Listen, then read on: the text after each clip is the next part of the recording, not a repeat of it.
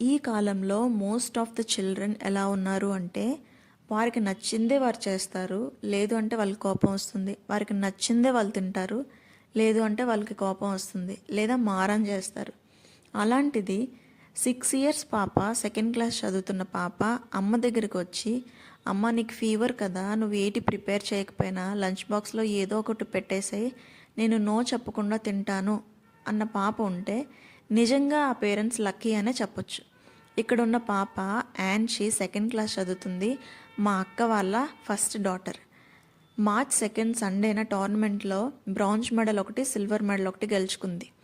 Medals గెలుచుకోవడం అది పక్కన పెడితే ఇంత రెస్పాన్సిబుల్గా మాట్లాడటం, తన చెల్లిని ఒక మదర్ లాగా కేర్ చేయటం, ఇవన్నీ కూడా మా ఫ్యామిలీకి ఫుల్ హ్యాపీగా అనిపిస్తుంది. ఈ క్రెడిట్ అంతా పేరెంట్స్దనే చెప్పొచ్చు. ఎందుకంటే ప్రస్తుతం ఉన్న జనరేషన్లో పేరెంటింగ్ అన్నది చాలా పెద్ద టాస్క్. Thank you.